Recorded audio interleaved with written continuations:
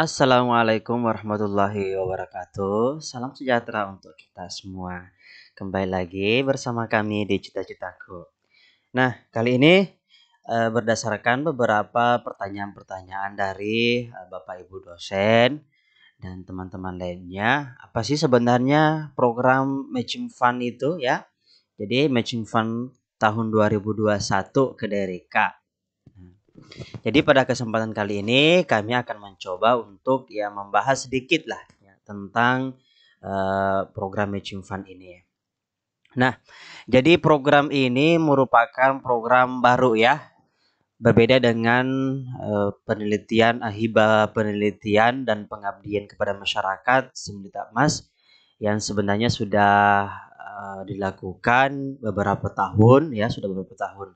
Nah, kalau untuk program Matching Fund ini itu pertama kali ya dilakukan di tahun 2000 dan pertama kali dilakukan pada tahun 2021 dan ini merupakan program baru. Nah, program ini dilaksanakan oleh Direktorat Jenderal Pendidikan Tinggi dan Jendikti. Jadi apa sih sebenarnya yang melatar belakangi Dirjen Dikti Kemendikbud Ristek ya untuk membuka program ini? Jadi karena sampai saat ini antara perguruan tinggi dan industri dalam melakukan kegiatan atau kolaborasi itu belum berjalan selaras. Jadi baik itu perguruan tinggi ataupun industri itu jalan masing-masing ya, jalan masing-masing.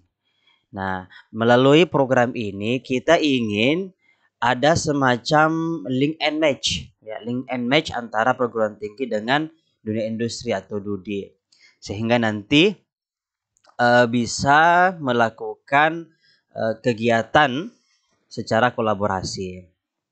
Nah, oleh karena itu, dengan kolaborasi antara insan dikti perguruan tinggi dengan DUDI, maka diharapkan ini dapat menjembatani pengembangan ilmu dan teknologi, ya, sehingga dihasilkan reka cipta dari perguruan tinggi ya, dengan kebutuhan teknologi dan pengembangan di industri. Nah, selain itu, dengan program ini juga sebenarnya adalah merupakan salah satu program yang mendukung pelaksanaan program Merdeka Belajar Kampus Merdeka. Nah, jadi dengan kolaborasi itu mahasiswa, dosen dari perguruan tinggi itu akan memberikan bekerja di dunia industri dan begitupun sebaliknya dunia industri juga akan memberikan perkuliahan di dalam kampus. Nah, berbagai kegiatan kampus Merdeka yang akan dilaksanakan dengan adanya kolaborasi ini itu seperti misalnya proyek pengabdian kepada masyarakat di desa, mengajar di satuan pendidikan, mengikuti pertukaran mahasiswa, melakukan penelitian, melakukan kegiatan kewirausahaan, membuat studi proyek independen dan mengikuti program kemanusiaan yang didukung oleh kemitraan yang erat antara pemangku kepentingan kampus, industri, pemerintah, dan lembaga mitra untuk membentuk ekosistem Merdeka Belajar. Jadi dengan kegiatan ini, seperti saya jelaskan tadi, itu sangat mendukung terlaksananya kegiatan Merdeka Belajar. Karena banyak sekali kegiatan-kegiatan yang dapat dilakukan oleh mahasiswa melalui kerjasama ini. Nah, apa sih sebenarnya manfaat dari kegiatan kegiatan Matching Fund ini? Nah, jadi Kementerian Pendidikan dan Kebudayaan itu memberikan skema insentif dana padanan. Inilah yang dikenal dengan Matching Fund. Dana padanan ini maksudnya adalah untuk kegiatan kolaborasi antara perguruan tinggi dengan DUDI atau dunia industri itu ada sistem pendanaan dari dikti dan dari mitra. Nah, pada umumnya itu adalah 1:1. Tetapi untuk tema-tema atau kegiatan-kegiatan prioritas itu skemanya bisa 3:1. Nah, apa sih manfaat dari skema insentif Matching Fund ini? Tentu jika ada dana padanan dari Kemendikbud ya, maka akan mengurangi sebagian beban pembiayaan yang ditanggung oleh Dudi. Jadi Dudi dalam menyelesaikan permasalahan yang mereka hadapi itu dibantu oleh dana dari Kemendikbuddikti ya. Kemendikbud, dalam hal ini Direktorat Jenderal Pendidikan Tinggi. Nah, tentu saja ini untuk membiayai atau kegiatan-kegiatan riset dan pengembangan dilakukan bersama perguruan tinggi. Nah, skema dana ini juga memperluas dan meningkatkan dampak positif kegiatan perguruan tinggi bersama mitra. Karena kapasitas pembiayaan bagi kegiatan kerjasama tersebut akan meningkat melalui skema pendanaan matching fund dari pemerintah. Dan tentu saja juga mendorong menciptakan produk atau jasa yang inovatif. Jadi dengan adanya dana padanan ini tentu Insandikti, perguruan tinggi dan mitra itu akan didorong untuk menghasilkan produk-produk atau jasa-jasa yang inovatif yang kemudian bisa diproduksi secara massal oleh industri. Jadi istilahnya gini, program ini jadi mewajibkan perguruan tinggi bekerja sama dengan Dudi itu menghasilkan sebuah inovasi. Inovasi apa saja ya? Atau jasa. Nah, nanti dari hasil kolaborasi ini nanti Dudi itu akan produksi secara massal ya. Dunia industri akan produksi secara massal. Nah, harapannya inovasi-inovasi ini nanti akan bisa diimplementasikan secara luas di masyarakat. Nah, kemudian tentu juga akan menumbuhkan bisnis berbasis iptek dan wirausaha dari perguruan tinggi melalui pendanaan startup company. Kemudian mendorong pengembangan pusat riset atau program studi baru bersama dengan Dudi yang bidang ilmu dan teknologinya relevan dengan kebutuhan Dudi. Nah, oleh karena itu, yang harus kita perhatikan sebenarnya adalah tim Insandikti atau tim dosen yang melakukan kerjasama dengan Dudi, itu bidang ilmu dan teknologinya itu ya harus relevan dan sesuai dengan kebutuhan Dudi. Misalnya saya nih, kebetulan saya juga penerima dan pemenang program Matching Fund Kedereka ini untuk gelombang 5. Nah, kebetulan bidang saya adalah pendidikan dan tentang teknologi ya, media pembelajaran berbasis ICT. Nah, tentu saya harus cari mitra dari bidang pendidikan ya, mitra dari bidang pendidikan dan berkaitan dengan pemanfaatan media pembelajaran berbasis ICT. Nah, seperti itu. Nah, jadi kita cari di mana kebutuhannya Dudi. Nah, seperti itu. Nah, jadi seperti yang saya jelaskan tadi bahwa program Matching Fund ini sebenarnya adalah membangun ekosistem Merdeka Belajar ya, mendukung ekosistem Merdeka Belajar Kampus Merdeka atau MBKM. Jadi sebagai upaya untuk menyelesaikan berbagai isu sosial, tantangan yang dihadapi oleh permasalahan Dodi dan masyarakat. Serta masalah perguruan tinggi melalui kemitraan perguruan tinggi dengan Dodi. Nah, jadi sekedar informasi bahwa di tahun 2021 pemerintah itu mengalokasikan anggaran yang cukup besar yaitu sekitar 250 miliar untuk membiayai program Matching Fund ini. Jadi bagi para mitra, bagi para dunia industri dan para dosen itu sangat kesempatan ini sangat luar biasa. Jadi sangat sayang jika misalnya Bapak Ibu tidak melakukan atau tidak mengusulkan proposalnya. Nah, untuk tahun 2021 pengusulan proposal itu sudah ditutup ya. Itu terakhir di pengumuman kelulusan itu terakhir di bulan 8 bulan 9. Jadi nanti jika ada yang ingin tertarik itu bisa mendaftar di tahun selanjutnya atau tahun 2022. Nah, bagaimana sih sebenarnya pola kemitraan yang dapat diusulkan? Nah, satu perguruan tinggi itu bisa dengan satu Dudi. Jadi satu perguruan tinggi, satu PT, apakah itu swasta, kampus negeri dan lain itu boleh. Nah, dengan satu dudi. Kemudian satu perguruan tinggi dengan beberapa dudi, boleh. Beberapa perguruan tinggi dengan satu dudi juga boleh. Atau beberapa perguruan tinggi dengan beberapa dudi juga boleh. Beberapa perguruan tinggi dengan satu dudi, misalnya nih, misalnya dudinya itu kimia farma misalnya ya, kimia farma. Untuk memproduksi misalnya vaksin.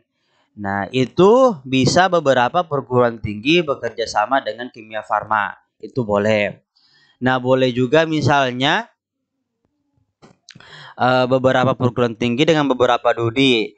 Jadi, perguruan tingginya misalnya beberapa kampus, kemudian ada kimia farma atau BUMN atau BUMS swasta yang ingin bergabung, itu juga boleh. Jadi seperti ini 4 skema ya yang dapat dilakukan.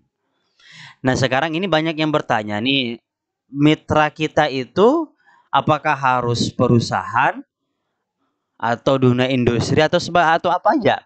Nah, jadi berdasarkan pengalaman saya, yang dimaksud di sini mitra kita itu sebenarnya adalah tidak dibatasi hanya harus perusahaan misalnya atau CV, CV atau dan lain sebagainya. Nah, jadi salah satu contohnya saya misalnya kebetulan mitra saya itu adalah yayasan pendidikan. Jadi apapun itu bisa bermitra. Jadi apapun itu bisa dijadikan sebagai mitra dengan catatan tentu itu merupakan sebuah organisasi, kemudian resmi, kemudian legalitasnya ada, dan lebih bagus lagi misalnya mitra kita itu punya semacam website ya. Jadi informasi-informasi.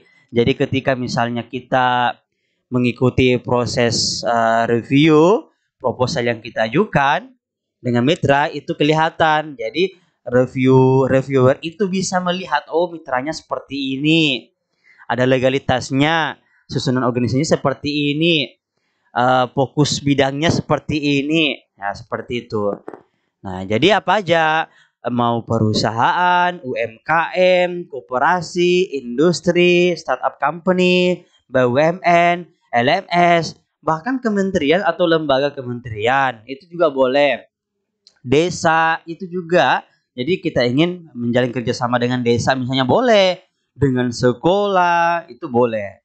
Ya, yang jelas mitra kita itu permasalahannya sesuai dengan kebutuhan mereka, sesuai dengan relevansi dari tim pengusul.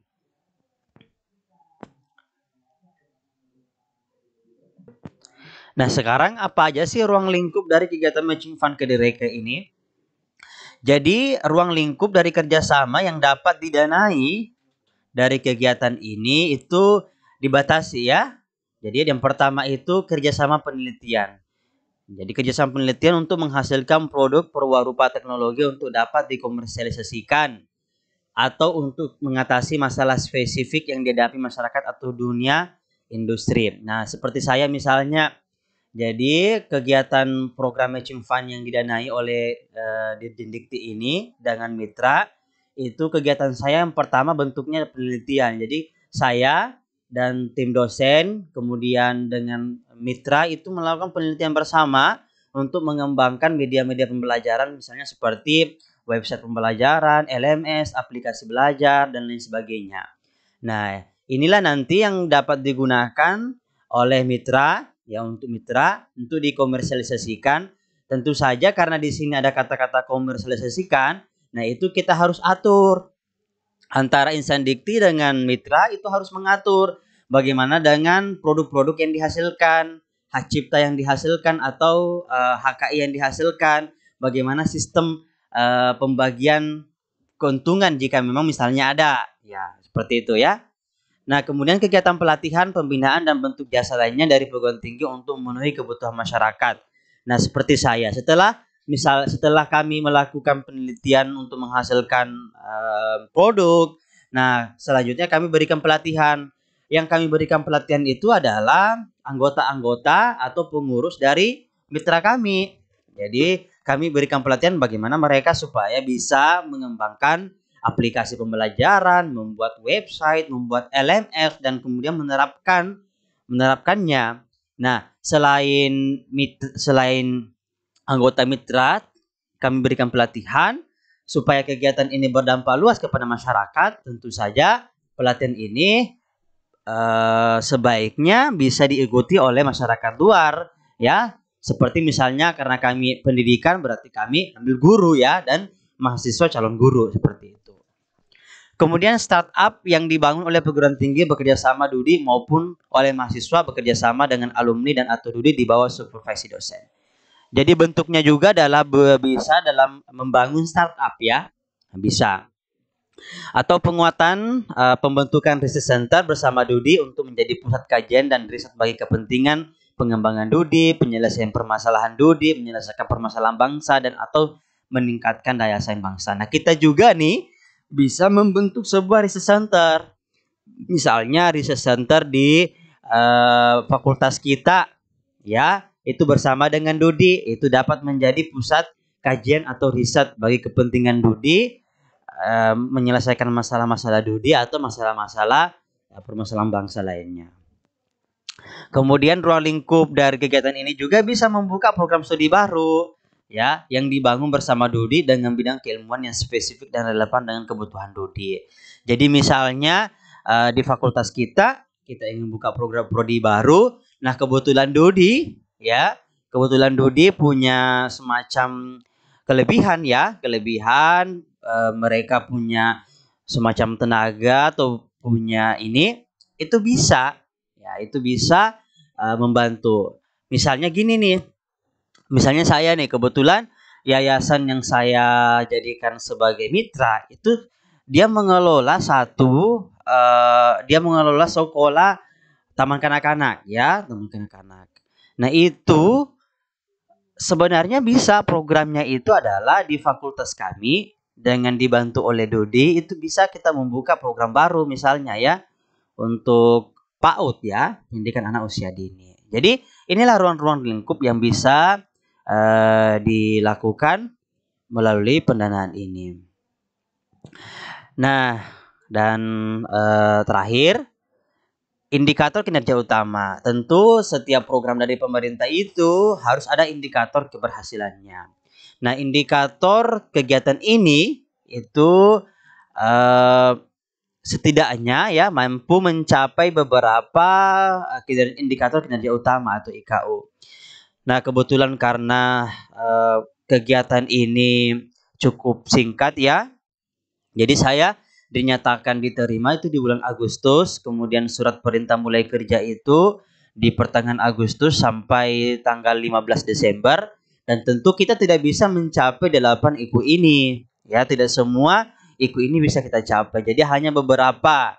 Nah, itu boleh, ya, boleh. Jadi silakan Bapak Ibu itu mempelajari kira-kira yang mana IKU yang bisa saya capai dalam kegiatan ini. Jadi boleh semuanya 8 ini, boleh juga beberapa. Nah, kebetulan untuk kegiatan saya sendiri itu yang saya bisa capai itu, ya, yang nomor 2 nih, presentasi mahasiswa perusahaan yang menghabiskan paling tidak 20 SKS. Ini MBKM, ya. Kemudian nomor 3, ya, nomor 3. Kemudian nomor 5 dan nomor 7. Ya, itu yang proposal kami, kegiatan kami itu bisa capai. Ya, karena waktu yang cukup singkat, tidak semuanya. Nah, jadi seperti itulah Bapak Ibu, teman-teman sekalian, gambaran singkat tentang program Matching Fund ini. Ya, nah, nanti akan saya jelaskan di video selanjutnya tentang bagaimana sistem pendanaan, bagaimana komponen biaya, dan bagaimana sih proses seleksi proposalnya. Ini yang paling penting, ya. Nah, termasuk nanti juga akan saya jelaskan bagaimana struktur proposal yang baik, ya, sesuai dengan pengalaman saya, supaya teman-teman atau Bapak Ibu punya gambaran nih. Siapa tahu tahun depan pengen mengajukan proposal, jadi bisa ada gambaran sedikit, ya, sedikit. khususnya bagi Bapak Ibu yang dari bidang pendidikan itu sesuai dengan bidang kami. Terima kasih atas perhatiannya. Jangan lupa jika suka dengan video ini silakan klik tombol like dan subscribe channel kami agar Bapak Ibu tidak ketinggalan dengan informasi-informasi dari kami. Demikian, wassalamualaikum warahmatullahi wabarakatuh.